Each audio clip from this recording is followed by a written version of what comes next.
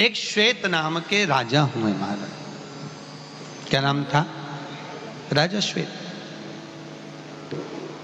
जो स्कंद भगवान का, भगवान शंकर की भक्ति में डूबे रहते, भक्ति में लीन, चित्तवृत्ति में उनके केवल एक स्कंद थे, केवल शिव थे। महाराज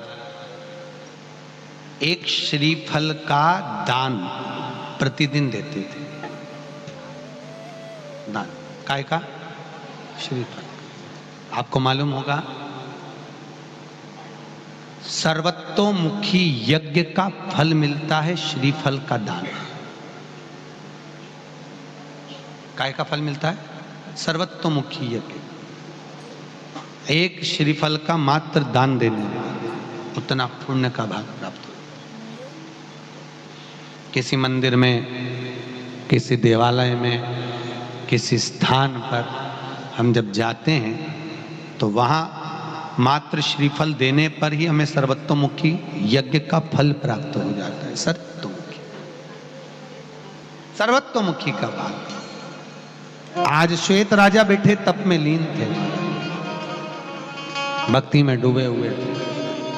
समय आया, भगवान की भक्ति में डूबे हुए राजा श्वेत शंकर के मंदिर में स्कंद भगवान के स्मरण में डूबे हुए थे। समय आया, एक बार उनको अंतिम समय था, यमराज बंदी बनाने के लिए आया, ले जाने के लिए आतुर हुआ, पर भगवान स्कंद की भक्ति और शिव की भक्ति में डूबे थे, इसलिए राजा धर्मराज भी दरवाजे पर आकर पत्थर का रूप धारण कर कर खड़े हो गए, भीतर प्रवेश नहीं करे। समय आया, काल को भेजा गया, काल आकर खड़ा हुआ। शंकर भगवान ने कहा, काल तू मेरी कथा में आने वाले का, मेरा भजन करने वाले का तो स्मरण नहीं कर सकता, उसको ले जा नहीं सकता। काल भी खड़ा, काल भी जहां हार कर जाने लगे, शंकर भगवान ने कहा, काल अगर कोई शिव की आराधना में लगा हुआ है, स्कंद की आराधना में लगा हुआ है, कोई भगवान शंकर के मंदिर में बैठा हुआ है या शिव की भक्ति में डूबा हुआ है, तो उसको परेशान नहीं करे, तो उसका हरण नहीं करे। महाराज काल वहां से लौट गया। राजा श्वेत ने काल को भी जीत लिया था। राजा श्वेत काल को जीता तो राजा श्वेत ने भगवान शंकर से पूछा, भोलेनाथ, जीवन में समृद्धि को पाने के लिए, वैभव को पाने के लिए या भक्ति को पाने के लिए हम किस चीज को समर्पित करें जिससे देवता हमारे अनुकूल, हमारे सुख को प्रदान करें? भगवान श्वेत ने काल तिल का वर्णन किया।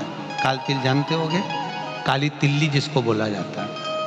यज्ञ में 3 चीजों की मूलता रहती है, एक चावल, काली तिल्ली और जौ। ये तीनों का क्रम अलग अलग आता है। काली तिल का यज्ञ भाग में दे देने पर, यज्ञ में अपन जो काली तिल्ली डालते हैं, इससे घर परिवार में जितने लोग रहते हैं उनकी आयु में वृद्धि होती है महाराज। ठीक है। अक्षत अगर यज्ञ में दिया जाता है तो हमारे पूर्वजों के लिए, हमारे पितरों के लिए लक्ष्मी की वृद्धि कराता है और पितरों को तारता है। जौ, जौ का बड़ा महत्व है। आप लोग देखे होंगे दाना, जौ का 3 जगह पर दान है। जौ का दान कितनी जगह पर है? 3 जगह पर। एक, ब्रजमंडल में कहीं घूमने के लिए जाएं। कहां पर? ब्रजमंडल में कहीं जाएं तो थोड़ी सी जौ जरूर लेकर जाएं, उसको पटक देने पर हमारे घर में कभी संपदा की कमी नहीं आती। एक जौ ब्रजमंडल में। जौ का भाग दूसरे नंबर पर जाता है गंगोत्री। कहां पर? गंगोत्री। गंगोत्री में अगर जौ का दान दे दिया जाए तो घर में किसी की अकाल मौत नहीं होती। याद रखना, किसी का अटैक, शुगर, कोई बड़ी बीमारी आदि का आदि कोई भी बड़ी बीमारी किसी को नहीं होती अगर जौ गंगोत्री में छोड़ी जाए। तीसरा जौ का दान होता है नैमिषारण्य। कहां पर?